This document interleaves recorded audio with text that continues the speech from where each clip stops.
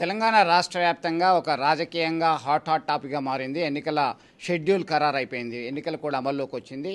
దీనిలో రిజర్వేషన్ల అంశం ఇంకా తేలలేదు, ఆ కోర్టు పరిధిలో ఉంది. ఇదే అంశానికి సంబంధించి మనతో మాట్లాడడానికి మాజీ మంత్రి, సీనియర్ బీఆర్ఎస్ నేత, కరీంనగర్ ఎమ్మెల్యే గంగ కమలాకర్ గారు ఉన్నారు. నమస్తే. ఇప్పుడు ప్రజెంట్ ఎన్నికల కూడా అమల్లోకి వచ్చినట్టే నోటిఫికేషన్ ఇష్యూ చేసిండ్రు. దాదాపు 31 జిల్లాల్లో జడ్పీటీసీలు, ఎంపీటీసీలకు సంబంధించి ఎన్నికలు నిర్వహిస్తాం, నవంబర్ 11 రిజల్ట్స్ కూడా ఇస్తాం, 3 ఫేసెస్లో కండక్ట్ చేస్తామని చెప్పేసి ఎలక్షన్ కమిషన్ నోటిఫికేషన్ ఇచ్చేసింది. ఆల్మోస్ట్ షెడ్యూల్ ఖరారు చేసింది. ఎట్లా చూడొచ్చు దీనికి సంబంధించి? మొదటి నుంచి బీఆర్ఎస్ పార్టీ స్టాండ్ ఒకటే. ఈరోజు ఏదైతే రాష్ట్ర ప్రభుత్వం తను ఇచ్చిన హామీల ప్రకారం 42% రిజర్వేషన్ ఇవ్వని చెప్పి మా డిమాండ్, ప్రధాన డిమాండ్ జియో ఇచ్చిండు, మేము స్వాగతించినాం. దాంతోపాటు ప్రభుత్వం మీద చాలా బాధ్యత ఉన్నది.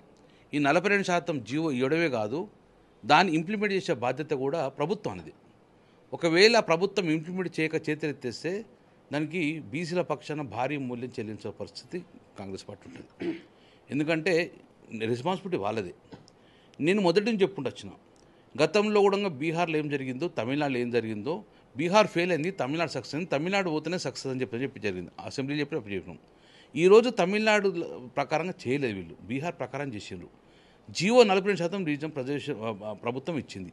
ప్రభుత్వానికి అథారిటీ ఉంటే, జియో ఇచ్చి ఎన్నికలు జరపాలని అథారిటీ ఉంటే 22 మాసాలు వెయిట్ చేయాల్సిన అవసరం లేదు. ముఖ్యమంత్రి రేవంత్ రెడ్డి కాగానే అప్పుడే జియో ఇస్తే సరిపోతుండే. ఇన్ని రోజులు ఎందుకు కాలయాపన చేసావు నువ్వు? ప్రభుత్వానికి అధికారం ఉన్నది, 40% రిజర్వేషన్ బీసీలకు ఇచ్చుకుంటూ 50 క్రాస్ అవుతుందంటే ప్రభుత్వానికి అధికారం ఉన్నప్పుడు ఇన్ని రోజులు కాలయాపన చేయకూడదు. ఇది రాజ్యాంగ పరిధిలోకి వస్తుంది. ఆల్రెడీ ఇందిరా సహాని కేసులో సుప్రీంకోర్టు క్లియర్ డైరెక్షన్ ఇచ్చింది, 50% మించి రిజర్వేషన్ ఇవ్వకూడదని. ఇక స్థానిక సంస్థలు 50% దాటింది కాబట్టి దీనికి ప్రొటెక్షన్ కావాలంటే డెఫినెట్గా రాజ్యాంగంలో 9వ షెడ్యూల్లో చేర్చవలసిన బాధ్యత మన ఉన్నది పార్లమెంట్లో. కానీ ఇంతవరకు ఆ చర్యలు తీసుకోలేదు. అంటే ఇప్పుడు ఏముందంటే ఇట్లా ప్రభుత్వం క్లియర్గా మేము జియో ఇవ్వడం జరిగింది, ఎట్టి పరిస్థితుల్లో ఈ జియోను కోర్టు నిలిపివేస్తుందని చెప్పేసి వాళ్ళకున్నది ఆలోచన, ప్రజలకు కూడా తెలిసింది, వేదాలకు ఉన్నది. ఈ కోర్టులో మీరు సరైన వాదనలు వినిపించేసి ఎట్టి పరిస్థితుల్లో ఏదైతే నోటిఫికేషన్ ఇచ్చినో ఆ నోటిఫికేషన్ ప్రకారం ఎన్నికలు జరగాలి. నోటిఫికేషన్ ప్రకారం ఎన్నికలు జరగకుండా మళ్ళీ పాత పద్ధతిలో ఎన్నికలు జరపాలని చేసే గిట్ట బీసీలను మాత్రం మోసం చేసిన విధంగా భావిస్తాము. తెలంగాణలో బీసీ సమాజం మొత్తం బగ్గుమంటది. ఇప్పుడు ఎట్లుందంటే ప్రభుత్వము తాంబూలాలు మేము ఇచ్చినాం, మీరు తన్నుకు సావండి అనే విధంగా ఉన్నది. మేమేం చేయాలి? జీవో ఇచ్చినాం, కోర్టులో నిలబడలేదు అని చెప్పి కుంటి సాకులు చెప్తే మాత్రం తీవ్ర పరిణామాలు ఉంటాయి. కోర్టులో వాదనలు వినిపించండి, ఆ కోర్టులో వాదనలు వినిపించి మాకు ఇచ్చిన నోటిఫికేషన్ ప్రకారం ఎన్నికలు జరగాలి.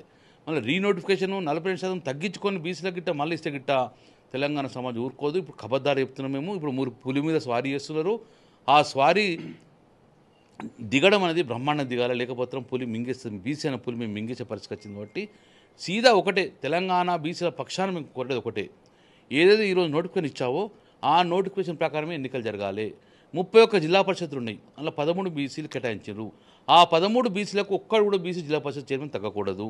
565 ఎంపీటీసీలు ఉన్నాయి, అందులో 42%కు ఒక్కటి కూడా తగ్గకూడదు. తగ్గి మేము కోర్టు పరిధిలో ఉన్నదని చెప్పేసి రీనోటిఫికేషన్ చేస్తే మాత్రము చాలా తీవ్ర పరిణామం ఉంటుందని చెప్పి కాంగ్రెస్ పార్టీ ఇచ్చేస్తున్నాము. ఇప్పటికైనా కోర్టులో మీరు వాదనలు నిలిపియండి, న్యాయమైన బద్దం అని చెప్పి వాళ్ళు నిలిపియండి.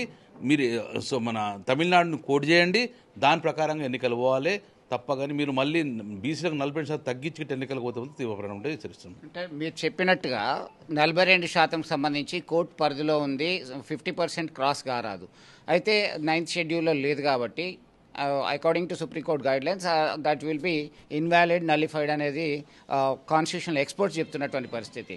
వాళ్ళు ఏం చెప్తున్నారు? మేము అసెంబ్లీలో ఆమోదించినాం, గవర్నర్ దగ్గర బిల్లు ఉన్నది, అక్కడ ధర్నా చేసినాం కేంద్రంలో, మొత్తం కలిసి వస్తలేరు ప్రతిపక్షాలు, ఇటు బీఆర్ఎస్ వస్తలేదు, అటు భారతీయ జనతా పార్టీకి కమిట్మెంట్ లేదు రిజర్వేషన్లు అమలు చేయడానికి బీసీలకి. మేము ఇచ్చిన కామారేడ్లో ఇచ్చిన డిక్లరేషన్ ప్రకారం ముందుకే వెళ్తున్నాం, మేమెంతో మాకంతా అనే నినాదంతో పోతున్నామని చెప్పేసి అగ్రనాయకుల నుంచి మొదలు పెడితే కాంగ్రెస్ అధికార పార్టీ నేతలు చెప్తున్నారు.